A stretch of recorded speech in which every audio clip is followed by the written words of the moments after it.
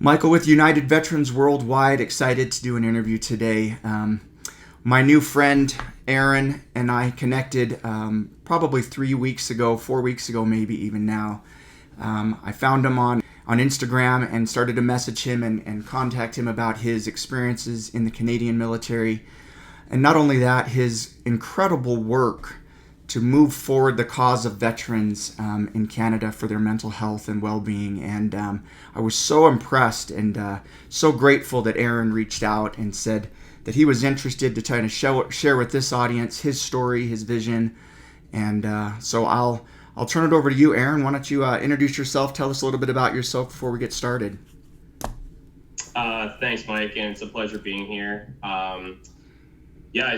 I live just outside Toronto in Canada, and I joined the military when I was 18 years old, actually, and did the reserves. So I was like a Tuesday night, every other weekend kind of person, and I did that for a little while, went through like summer concentration and summer training, and while I was doing my college and university, and then I ended up going into the nuclear field. And I went in through basically like a nuclear SWAT team kind of idea. Did that for a bit, transferred into their management for about a year, and then went on selection for CSOR, the Canadian Special Operations Regiment. Was successful and went operational, did a bunch of deployments to Central America, and eventually had some life challenges and left the unit and on like a Friday and started with Toronto Police on the Monday, and then became a police officer in Toronto. And then really quickly I started recognizing military veterans that were suicidal, homeless, in crisis, and Toronto Police didn't hire anybody for the 5 years prior to me. So I came in with a bit of a unique knowledge and kind of a diverse background and recognized a problem. And slowly we started creating the Military Veterans Wellness Program. Yeah, I love that. What an incredible journey and what an incredible experience that you've had. And before our call today, Aaron saw this repeller statue. I think I've got right back on the back wall here, and I wanted to make sure I told the audience here what that represents for me. And in my lowest point, I kind of transitioned from the Army right into civilian life in Amazon. One day was Army, the next day Amazon. There was really no break. I was going at 100 miles an hour, operations, 12 hours a day, whatever, in Amazon. And it wasn't until I got another job that I slowed down, and this wave of PTSD and everything just hit me and drowned me in some ways. And I found this image, and it really resonated with me because it's a person who's struggling to climb. And if anybody's ever climbed before, you know how taxing it can be really quickly on the muscles. And this represents my journey of wellness, that there's always this tough part in training and building the muscles up to get up to this next level. And then eventually we find hope and we find resources and we find each other. And then that connection drives us further down that journey of recovery. So anyway, Aaron, thanks very much for joining us today, brother. It's so exciting to have you. Can you walk us through what you can talk about your military experiences, maybe some deployments? Share with us your experience with your comrades, and take it from there. Yeah, I commented on it before we started recording about the repeller because I was working at the Special Operations Training School in the complex training world. So I essentially specialized in the mountain warfare side of things. Ooh. So everything from snow, glacier, ice climbing, rock climbing, mountain rescue, mountain terrain kind of stuff. And I keyed right in on that. And it's funny, everybody I find has these like little things, right? And one thing that I had that I picked up actually at a comic festival or something in Toronto, I kind of like nerded out and just checked it out. But it's like a hand-drawn picture of Captain America smashing a surrender flag in half, and it's by an artist that I kind of liked, and I researched like kind of his journey and how he like communicated his journey through this picture. And I've always just thrown that picture up in my basement. And I always like, it catches my eye every once in a while. I'm like, yeah, no, we're not waving the surrender flag. And just like you with that, it's kind of funny. I think everybody has these like little mementos that like drive them a little bit, you know? Yep. That's funny you say Captain America, because here's my Captain America. It sits right on my desk in front of me when I'm at work, and anything that gets hard, I'm like, we got our shield, we're good. Yeah, see, I'm not even American, but I love that photo. So I joined the reserves as a young kid, and my first experience like leaving home, it was in 2002, so a little bit after 9/11, and I had the funniest kind of upbringing through the military system. I immediately got thrown on a naval basic training.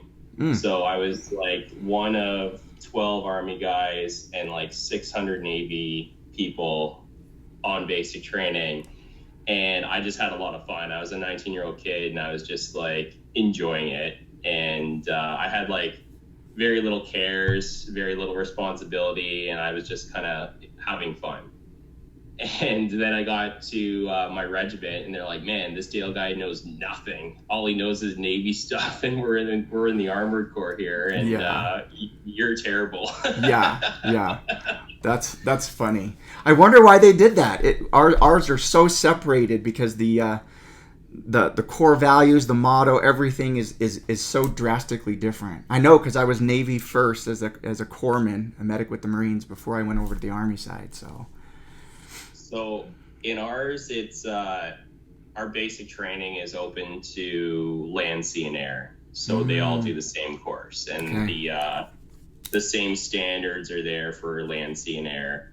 So it just so happens the reserve units don't have as much pull to get people on course compared to like regular force guys. So they found a spot for me and threw me on it, and then your next course after that is kind of your introduction to the Army, and then your next course after that's your introduction into your trade. And that's kind of like how the Canadian process is. But a lot of people want you to kind of like learn a bit about the Army and learn a bit about your trade on your basic course, but I knew nothing. I just knew like a lot of Navy stuff. Yeah, that's hilarious. What was your first trade in the Army? So it was armored reconnaissance.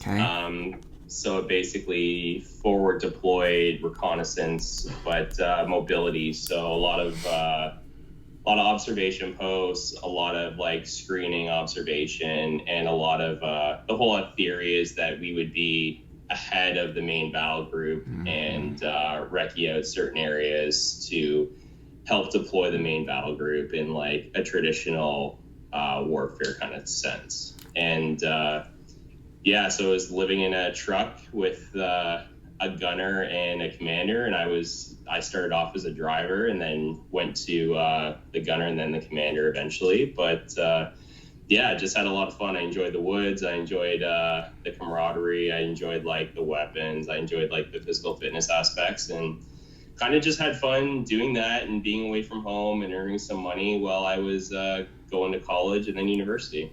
And what was your vehicle in that armored recon unit? It was a super classic Iltis, so I learned how to drive standard on it. Wow. And then we got into like a Mercedes G-Wagon, and now they have like more platforms that are have a little bit more armor with them, and they're less like light skin small Jeep kind of vehicles. Yeah, there are advantages to both, I think, right? Yeah, I read a really good article. It's Taking Back the Infantry Half Mile, and the theory is all about you choose the tool for the job. Like no tool is good for every job. So if you're thinking about a weapon or a round or your primary weapon, the operation should dictate what you're carrying. It's very hard to get something that works for everything. So I definitely believe there's a lot of practical applications for light and armored skin reconnaissance vehicles. But that's how I learned. And I would go to school for the year, and then I end up traveling and backpacking for 1 or 2 months, and then I go right into the military to try to pay off my travel debt. And I basically did that cycle for like 5 years Oh my growing up. goodness. Oh my So goodness. I was gonna travel to Cuba for like a booze trip with my friends at like 19 years old, and my dad like called me out and called me a chicken. He's like, just go to Europe for a couple months. And I'm like, well, how am I going to afford that? And he was like, oh, just get a credit card and pay it off when you go back to the army. Shoot. So I basically applied to 6 credit card companies in one day, maxed everything out, and took off to Europe for 2 months, came back, was in the army the next Monday morning, paid my whole debt off, and then did the same thing like for the next 4 years. Well, that's a fun strategy. Maybe somebody who's listening today who hasn't gone into the service can consider something like that, you know? I mean, the best way is just to save your money properly, but I'm a lot better at paying off my debt than saving money, it seems. Well, at the same point, you're also getting cultured. You're seeing the world. I know I'm sure all of that added to what comes next with you going into what we would call like the Q course, or, you know, the qualification course to get into a more intense unit. Yeah, so I was in the reserves, and as my career continued, I went on to a primary leadership course, which would bump me to like I don't know the terminology, but like a deck commander, squad commander kind of idea. And then I did another follow-on course, which put me into like the sergeant area, which I would then be in charge of a bigger group. And all of this while I was hired and working for the nuclear power plant. So the power plant had a full SWAT team. Basically, they copy and pasted a lot of the local municipal SWAT teams and did a private one for the nuclear facility to basically stop sabotage. So I had my paperwork in to go to Afghanistan. I had my paperwork in to become a cop, and I had a paperwork in to do this nuclear job. And the nuclear job basically hired me before anything else took off. And I was, I think, 24 when I started there, and it was kind of like a blessing and a curse because I earned more money than I expected as a 24-year-old kid. And I kind of had a bit of the golden handcuff situation going on. So everything was comfortable. Everything was easy. I wasn't really like challenged too hard. I was just working shift work and hanging with like a super solid group of guys. And, but at the same time, I was patrolling like a square kilometer with a bunch of science people where nothing really that drastic happens. Yeah. And and while I was doing that, I was doing the Army stuff in the reserves and then kind of trying to figure out life direction. And I always had this idea that I wanted to try out for SOF. And then I put my paperwork in, and I was in the management area of Ontario Power Generation at the time. So I started having the ability to train 2-a-days, really like easy schedule, very much like an 8 to 3, 8 to 4 kind of job where I could train in the morning and even train on shift or after hours. Awesome. And I found like I got a personal trainer. I got them super dialed into what I was doing, and I attacked it pretty hard. But I found like that was a blessing, being on that position with that ability to train with the right trainer really helped me essentially get to where I needed to be to go on selection. So I applied to the Canadian Special Operations Regiment as an operator, and I think they're still kind of like playing with the length of our Hell Week or our selection or whatever you want to call it, but the one I did was I think 16 days, and so it has like 3 early days called like day -3, -2, -1, and then day 0 it starts, and then it goes for however long. It's changed a lot right now, but that was a pretty like very interesting experience because my like Reg Force experience was 0, my deployments were 0, and I lived in the reserve world where it was just like growing out with all my friends really. Yeah. And getting into that world, I was like, whoa, this is a lot's going on here, and this is amazing. And how did you manage that mentally? Because a lot of like the qualification courses that I've gone through require so much mental toughness because you have to suffer, right? Whether it's sleep deprivation, food, pain, muscle fatigue, right? Yeah, so I think I was in pretty good shape. Like I had a big martial arts background, a bit of an MMA background, all the Brazilian Jiu-Jitsu sports, and I competed in some like military style events with the reserves, like a lot of the Ironman kind of stuff. And there's a competition in, I think it's New Mexico, the big rucking event, and I forget the name of it, but is it the 25 miler or whatever that was, or 40 miler or something? Yeah, that one. Yeah. It comes out of the base and then it goes up the hill, around the hill and down in New Mexico. But yeah, I like competed in a lot of those kind of things, and I liked fitness. I was into the CrossFit quite a bit. But then I was like, had super meltdown moment like the day before day zero. So you're there and everything's pretty mellow and you're going through some like very, very simple stuff, and the blast off happens like the next morning. So I'm sitting there and I like had a meltdown, and I like called my dad. I'm like, Dad, I'm freaking out right now. Yeah. And like this all starts tomorrow and I'm freaking out. And my dad's like, well, like, I don't know why you're freaking out. Like, you have 2 weeks off work. Like, there's literally nowhere in the world you need to be for the next 2 weeks. So just have fun, and if they kick you out, they kick you out, but you have no reason to leave and come home because you have nothing else to do. So just stay there and do it until somebody boots you out, and just try to have fun. And I was like, yeah, all right. And I don't know why, but like kind of balanced me out a little bit. And then selection happened, and I was just like hit with a bat at the chaos that happened. You can't explain it. It's just like you have to almost experience it. But like some of the tallest talkers quit right away, and some of the fittest guys that could like outrun me like crazy, they quit. Yeah. And I was just almost shocked at some of the stuff I saw. And the best way I like to explain it is it's a ton of tests. You don't really know what's going on, but you just try as hard as you can. Yeah. And don't quit, because you'll never know if you did good or bad if you quit. I'm glad, Aaron, that you shared that experience of the day before zero hits. I can remember in Ranger School the night before it kicked off the next day, and all hell breaks loose.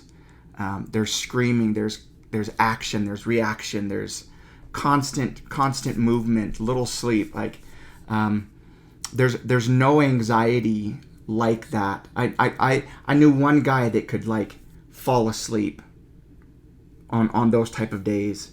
I was up the whole night, and we had like a 3 a.m. wake up, so I should have been trying to get something, but I was just like, what's coming? How am I going to deal with it? How am I going to handle it? And I know.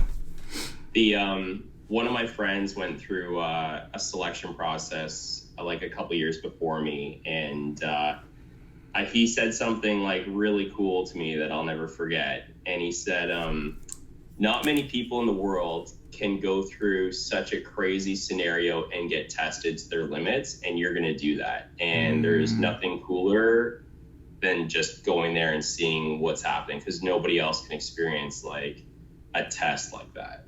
Yeah. That's such a truth. That's such a truth. You really don't know what your limits are. Like you said, there are plenty of guys who are talkers or who are physical specimens, right? And you just think, oh, they're going to be great. But there's something mentally that has to flip. And I can say in some of my training, I wasn't successful. I didn't make that flip well. And others, I decided I was going to make that change. And regardless of what came, I was going to make it. Yeah, it's tough. I think we were eating lunch and some guy was just bragging about how many weighted squats he could do. And I was like, man, this guy's super fit. And I think he lasted like under an hour. Yeah, we see those all the time. It's just it's crazy. Yeah. So then what happened after you made it? Obviously, you went through the fire and you came out. Yeah, so I got selected and super happy, but I also had a $120,000 civilian job in the nuclear field at this point. So I was going to take like a $40,000 pay cut, Yeah. and I had no guarantee of passing course, and I had no guarantee of where my life would have gone if I failed course. And I think I would have been taken care of and had a job, but I don't really know the answer to that. Nothing was on paper. So I like marched into my director's office and I'm like, hey, will you hold my job for a year? And he's like, nope. That's a risk. So I put in my 2 weeks notice and went on course. And I don't know, like maybe it's hard to make that decision now that I have like a child and a house and a wife and everything. But at the time I didn't have any of that. And I was always like, if I got this job at 24, maybe I can get another job later. And I probably was a little like riskier than I would have been probably now. But at 24 years old, I said, you know what, like I want to do this and I will make it out the other side of something, whether I do it or don't do it. And let's go for it. And yeah, so I quit, and my dad was pretty nervous, and so was my mom. And then I went on course, and we went to the States for the first like 3.5 months of course, and did a lot of shooting CQB. And then it basically course was broken up into like phases or chapters, and we just checked the box on everything we needed. So like all the medical stuff, all the comm stuff, all the weapon stuff, all the green phase stuff, all the mountain stuff. And a year later, I was graduated in the SOC. And you did some training in the U.S.? Yeah. At Bragg or Benning or where? No, one of the private facilities. Okay. And then so with all my vacations, summer vacation, Christmas, all that kind of stuff, I ended up coming out like a year later, and then I started with 3SOC. And going into 3SOC, I was like, oh man, like this is we're here, and these guys are a bunch of badasses. Yeah. And I came to work the next morning, and the night before they had a massive training incident. And right away I was like, okay, like this is like the we don't mess around unit. We're pushing things to the edge, and it's real. It's not like there's nothing pretend about this. And I think it was a bit of a wake up call. And then I was in 3SOC. And then throughout my career, I did a lot of jungle stuff, did a lot of intelligence work, did a lot of the mountain warfare stuff. I did a bunch of deployments to Belize and then into Jamaica a bit. And all of those I think were actually very similar to what you were talking about. They were training missions, non-combat, and we were basically advising, assisting to support Central America special operators to limit crime and drug flow coming through Central America into Canada. It was kind of essentially what we were doing. And yeah, I kind of became a bit of the Central America guy. And during that time, my girlfriend moved in with me. We had a baby very quickly, and I was gone a lot more than I probably should have been. And I was in my own little soft world and probably not ready to really be a family or a dad. And we had a big blow up, and she came to Toronto with my child. And then I'd been in the unit, I think, 5 to 6 years at that point. And I was like, all right, like, what do I want out of life here? And kind of just hung up the green and the multicam and said, like, yeah, let's go try to have like a family. And I put in my paperwork to become a cop, and I had a super quick release from the military. So I think my release was 27 days. Wow. And I think the standard is supposed to be 6 months. Yeah. And I don't think they're allowed to do it under 30 days unless there's a a lot of people that put the signature down, and somehow I got it because they wanted to honor me starting as a cop. And yeah, I walked out of the unit on the Friday and started up on the Monday morning in Toronto as a Toronto cop with like, as a soft guy that had a weekend off. So it was like a very, very different cultural change. I actually had a hard time becoming a cop. They didn't really value the tactical experience I had because they wanted to have essentially a politer, softer police service, and they were concerned about like aggression and all that kind of stuff. Yeah. And eventually I made it through though and became a cop, and went off to all my recruit training as a cop. I think I was like 33 at the time. Okay. So I'm going to rewind you just a second. You talked about two big decisions. You said the first decision was leaving a high-paying job where, based on your trajectory already in the nuclear side in management, you were on a fast track to keep moving up, right? You made a decision to go into the soft world. Looking back on that first decision, would you have made the same decision today? At that age, yes. At my age right now, with more people I need to support, that'd be very hard. And but at that time, I just felt like I had the world by the tail, and I went for it. And so for your second decision, your decision to leave the soft community and jump into a police role, again, big change in life, big change in tempo, everything. Are you still glad you made the decision you made? That's a hard question. I don't know. Policing is a very, very hard job. Yeah. And it's a very, very hard job ever since the defund the police movement, and the reputation of police has kind of went downhill. A lot of community backlash, a lot of oversight, and all that's important and good. But I had a job that I felt very valued in as a special operator, and then I didn't feel as much value from the public as being a police officer, and I had a lot of pride being an operator, and then I kind of didn't have as much pride as a cop because all I saw was this negative publicity and these issues and the oversight and and I don't think everybody realizes how difficult the job of being a cop is. It's there's no perfect scenario. There's no perfect arrest. Everything is very, very complicated, gray, confusing, and emotional. And a person's worst day is when the cops are running around to try to solve a problem. Like, no one enjoys that day. It's not a fun experience. It's probably one of their highlighted worst experiences because the cops are involved in their personal problems. And it was a tough transition, and it was also a tough transition because I really felt valued up here as a operator, and then I was like, nope, you're a police cadet now.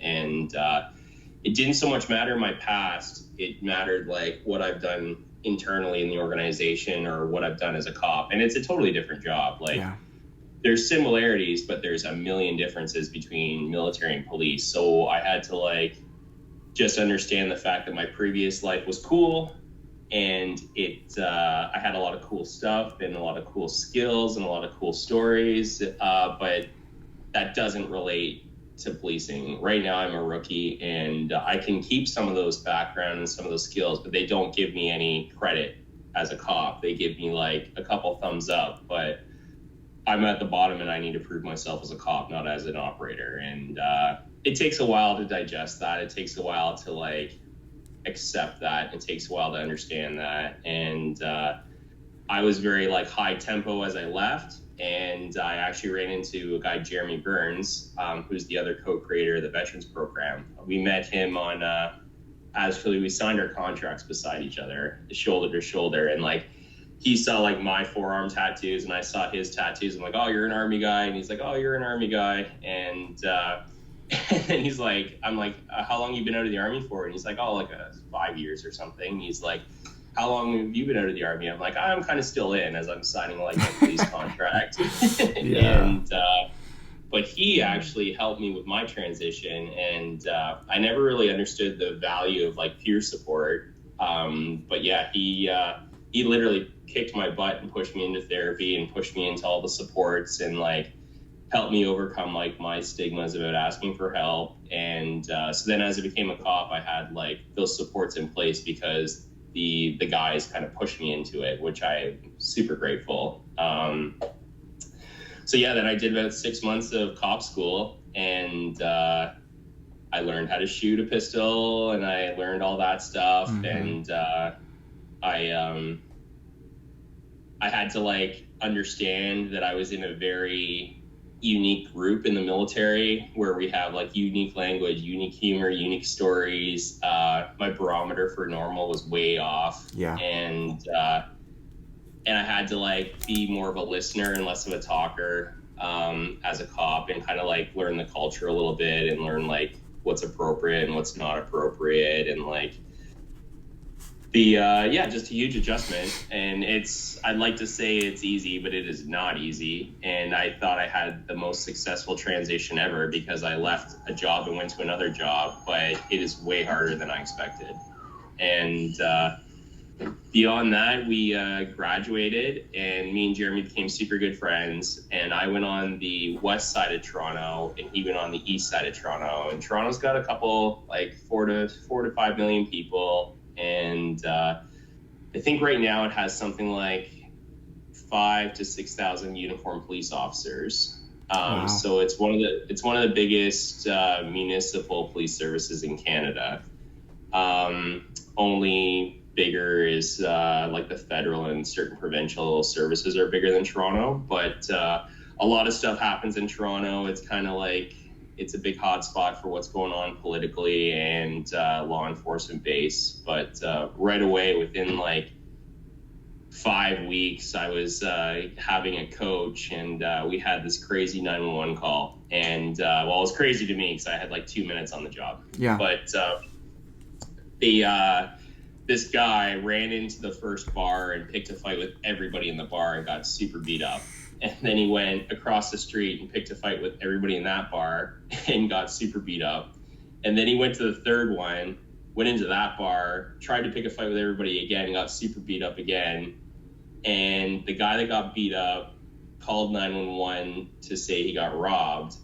And everybody else in every one of the bars was calling 911 as well.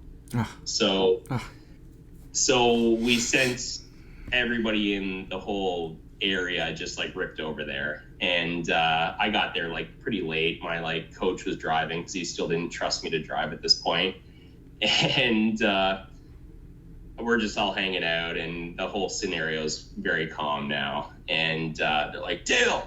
And I'm like, yeah. And they're like, get in there and take a statement from the guy in the ambulance. I'm like, oh yeah, that's sweet. And then they're like, just like a simple statement. We kind of think he's lying about everything, but just do a quick statement, ask him like how he was a victim. So I'm like outside the ambulance, and I'm giving that like I love me speech about how I'm gonna go in there and like do the best statement ever with like so many days on the job, and giving me my like a little prep talk, right? And I go in there, and this dude is like just in the gurney, tubes all over him, straps all over him, busted face, and I see like a military tattoo on him. And I'm like, oh dude, you're a PPCLI guy, you're from the infantry, like and then he's like right away just pauses, and he's like, Princess Patricia's Canadian Light Infantry, mother. And then he just sits out of bed to try to fight me. Oh god. And I was like, what is going on here? Like, I'm gonna fight some army guy in the back of an ambulance after he's been beat up all night. And then I rolled up my sleeve, and I was like, yeah, I'm ex-special forces, and your life's all messed up, and the terrorists are winning is because your life's a mess. And I just like screamed at him, and then everything stopped. And I kind of felt bad because I was a little hard on him. And then we just basically started broing out, crying, gave him a hug, everything like that. And then I was like, hey, like, Jeremy pushed me into therapy and all this stuff in the last 6 months. Like, this guy could do the same thing. Maybe he just doesn't know what to do. So I was like, hey man, like, this is what you got to do. Like, boom, boom, boom, boom, boom. Cause I just did it 6 months ago. And he was like, kind of registered.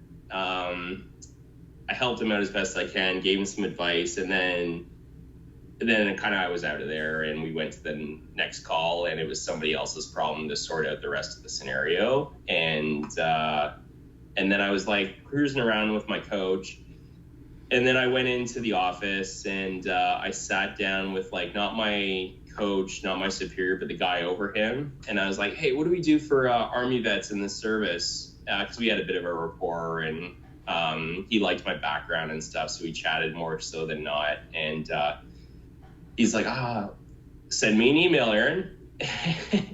And that was like the magic right there. I was like, send you an email? Like, we're just having a conversation. So I'm like, all right, whatever. So I like walked into an office at like 3 o'clock, 4 o'clock in the morning. I typed this like 2-paragraph email, and I'm like, hey, we need to have something for vets. We need to make sure that cops understand vets, that cops can de-escalate vets, and that cops have the ability to connect a veteran to help so there's not another 911 call. And I basically said something maybe a little bit, 2 paragraphs basically explaining that. And I was in the unit commander's office the next morning with this email that I typed out. And he's like, so what's your idea? And I just like fumbled the worst answer ever. And he's like, all right, start working on it. And I'm like, okay.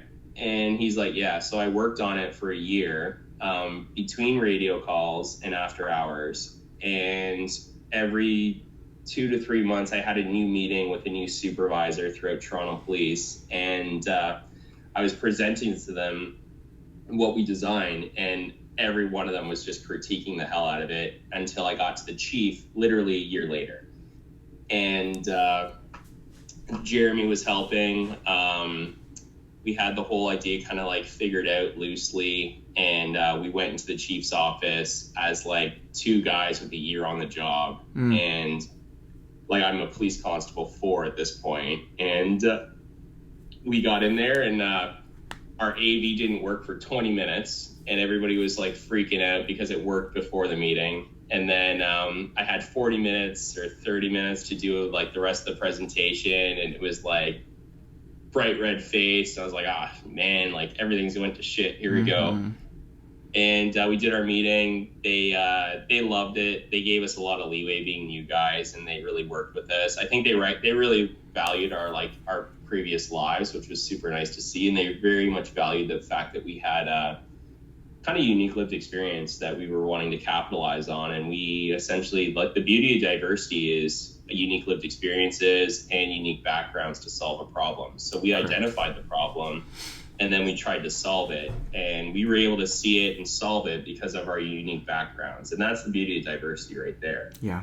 But they gave me a thumbs up, and the chief answered like a bunch of emails, sort of the deputy, because their phones were buzzing off the hook, but they were still paying attention. And then the chief's like, great job. And then he runs out. And then the deputy's like, wait here, and runs out. And then the deputy runs back in and be like, we just created a spot for you. You're doing this full time in this unit. Like, see you later. And then she was gone. And I was like, whoa. And then it was nothing but high fives. And we created our own job. So I went into the job first, and essentially we had to create all these partnerships, build a training plan, and create a mechanism so cops can connect to the federal government. And that all took like a year and a half to build, believe it or not. Wow. So we had to get the federal government on board, and that was very, very hard. So we ended up calling in a favor through the Dude Network in Toronto Police. So the beauty about policing is, as soon as I started there, I had, between officers and civilians, I probably had like 8,000 to 10,000 friends overnight, like just like that. And it is a great community to be a part of, and everybody will like help you out in some capacity. And there's always somebody in that group that knows somebody that you need to know. And we just started asking for help, and eventually we found one guy that was connected to our premier, Doug Ford. And Doug Ford called Jeremy on like a random night, and he's like, what do you guys need? And he's like, we need somebody from Veterans Affairs Canada on our team, and it's got to be like somebody senior.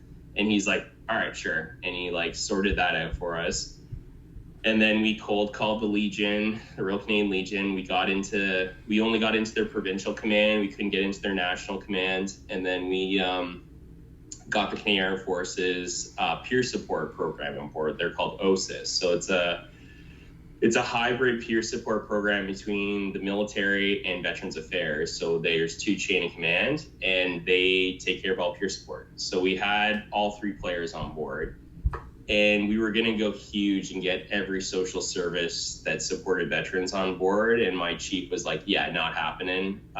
You're only going to do business with national supports that are vetted, that are government agencies that can guarantee service, because if a cop refers a suicidal Army veteran, to these supports and a problem happens, it's going to be the police are going to have egg on their face, and we can't do that. So we're only doing business with people like that we can beyond trust.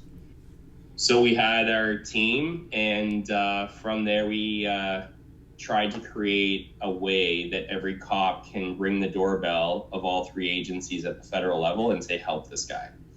So to do that, we modeled the program off of a Toronto police program called Focus. And the Focus program basically allows a cop to say, hey, this individual has a problem.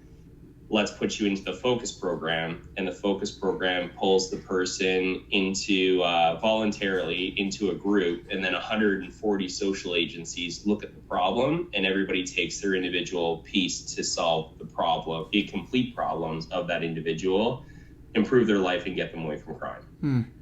So one service can do housing, one service can do jobs, one service can do psychoeducation, and so on and so forth. But everybody looks at a problem and they figure out how they can help. So I had some basis of how that works. And there's also a basis about how, let's say you're a police officer and you run across a scenario and a child's been abused. We have a way to refer that child to support through like children's aid. So I had all these kind of like ideas.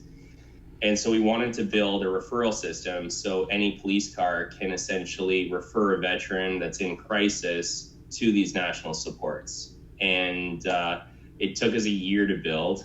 Sure. The federal lawyers and the Toronto lawyers were going back and forth, and we basically agreed on a verbal consent under person in crisis legislation. So usually to get support, you need signatures, you need confidentiality contracts just to have people talk to you, because you're talking about like medical stuff and medical files. So we put the bare minimum information required to make the referral on our form. So the form does not become a medical document, it becomes just a referral document. So there's no medical stuff. So at no point can I say, hey, I'm Aaron the cop, and I'm going to refer this veteran. He's got PTSD, he's homeless, and he's got a broken leg. So I can't say that, because then it becomes a medical form. So I just said, hey, I'm a cop. This veteran named Joe needs help, or needs a help send. And that's kind of what the form took. So that form was able to negotiate certain password protections and certain confidentiality information sharing. But it was protected under person in crisis legislation, where a cop can actually do that stuff. So that took a year to build. I remember the Toronto lawyer was like, Aaron, just write out the legal contract and I'll like correct it. And I wrote the most brutal like legal contract you can imagine. He's like, I'll take over from here. Aaron, I've got to stop you here, because there's so much to unpackage what you just said, and to me, sorry, I can ramble like no, it's amazing to me. I'm actually like absolutely floored.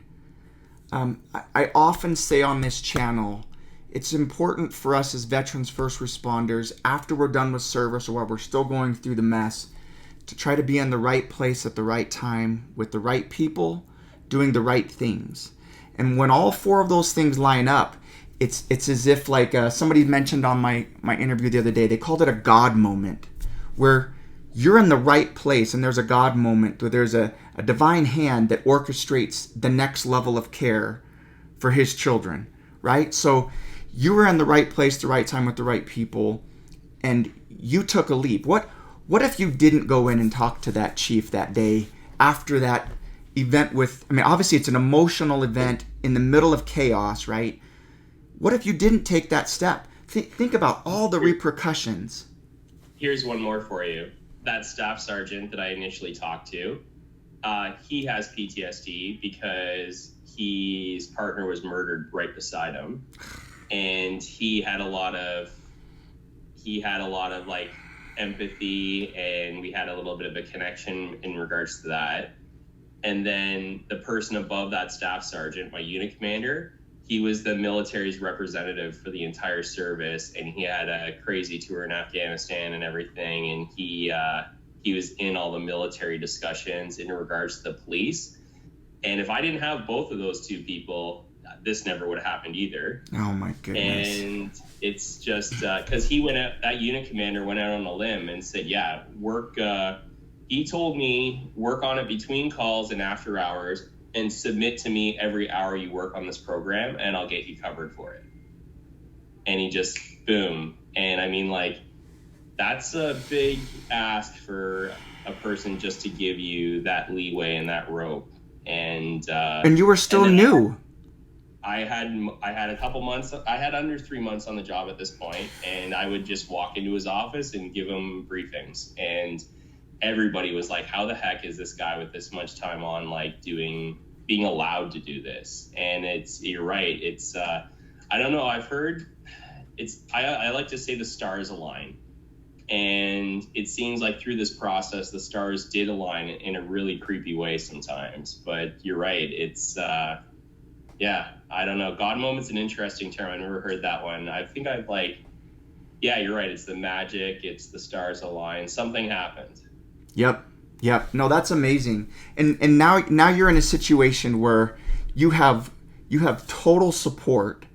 It's legally defined. The boundaries are set.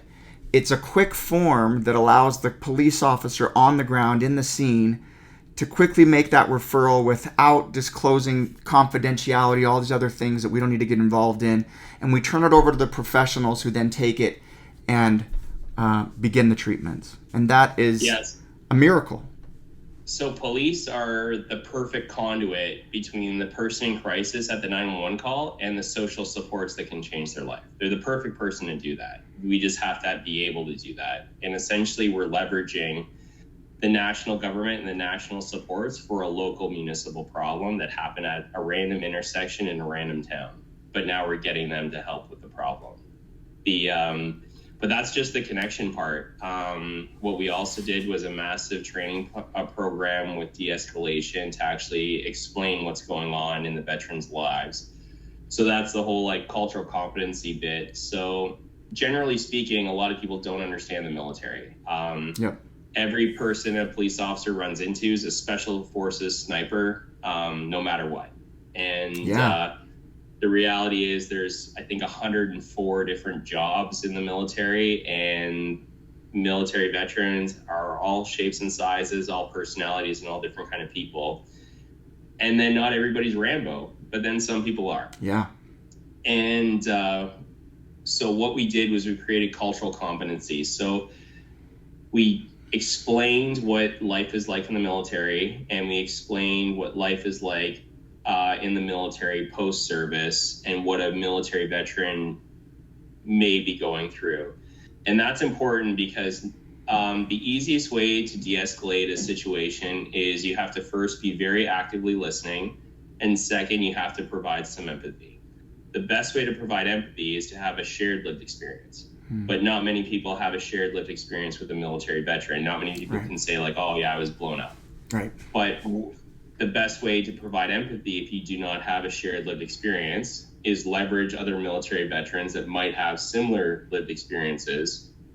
But if you can't do that either, and you're there by yourself, and you're like, yeah, I don't have military experience, and there's not an army guy close by, and I need to deal with this right now, how do you provide empathy? Well, you need to have some sort of cultural competency understanding to actually understand what that person is living with, going through, and their history, so you can provide empathy. Now, the reason you provide empathy is because it's the fast track way of getting a rapport. And as soon as you have a rapport, you can then influence their decision making. So, hey, like, let's go to the hospital. Hey, come out peacefully. And what we're trying to teach people to do is to influence them to get help. So we're trying to influence you to be like, hey, you deserve this help. You need this help. Let me connect the dots for you to get you this help. And then behavioral change is no more 911 calls. And everybody likes the fact that there's no more 911 calls because police officers are way too busy. So when we created the training, we had to make it exciting and we had to make it basic and easy. So the training is not written for a PhD doctor. It's not written for an academic. It's not written for a therapist. It's written for a police officer. So when I describe some sort of issue, what is the issue? What does it look like to the officer? Why are they experiencing that? And how does it relate to de-escalation? So it's almost like 4 to 5 sentences for each topic.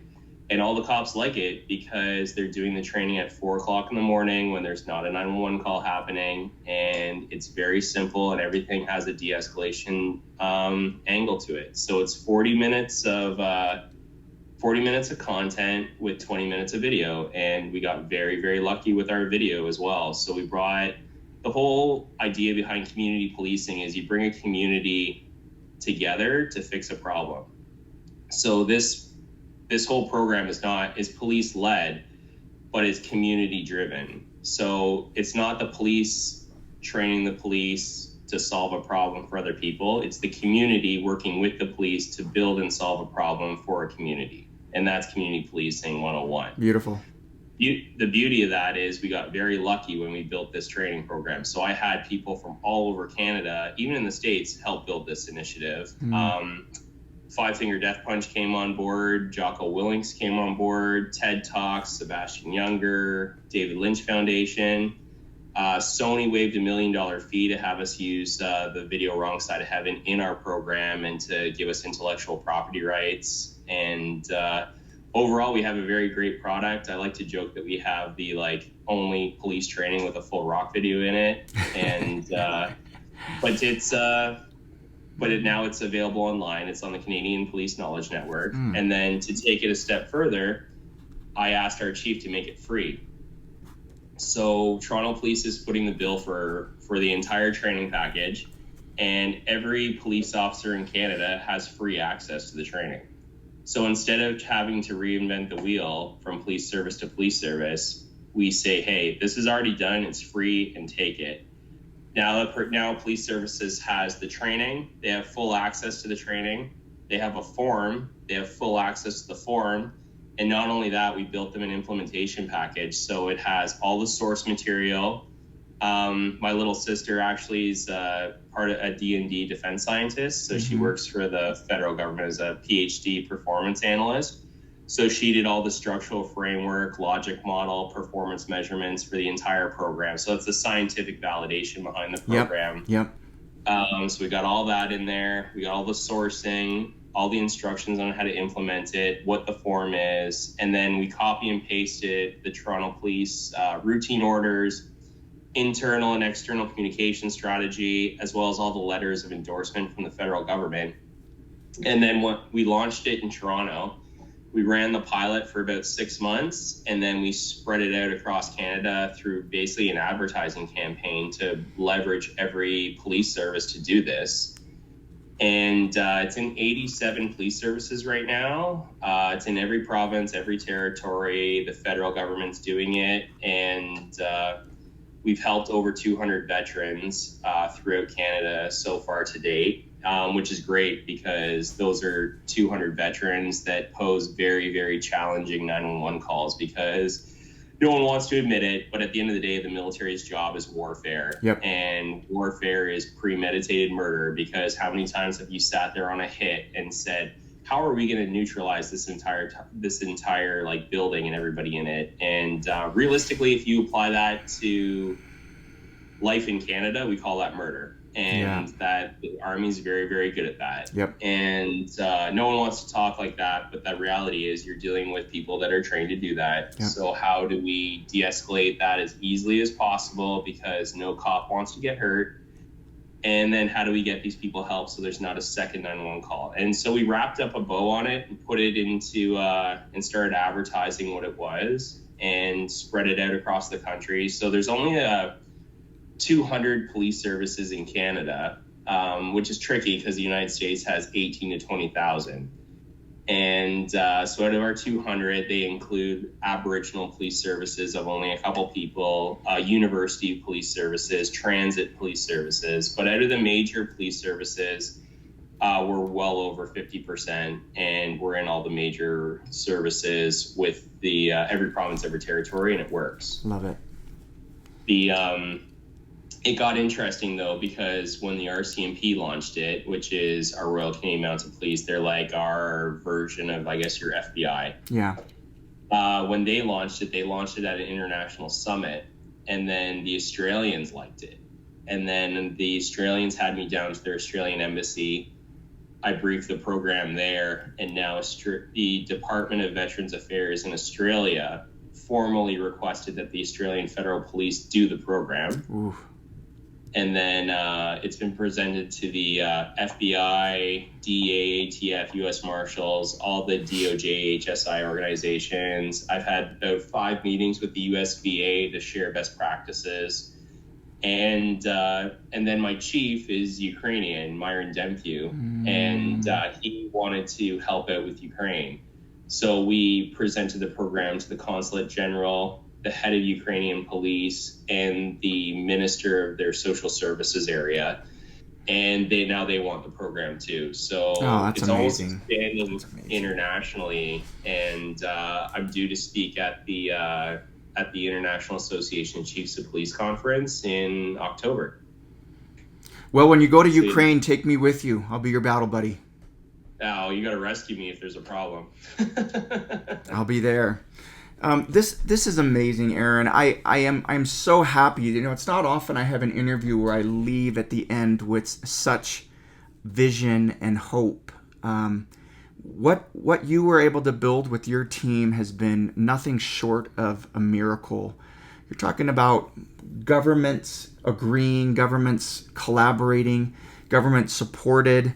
Not just governments. You're talking down to the level of the police force, the unit level support, and that is the hardest part to get to.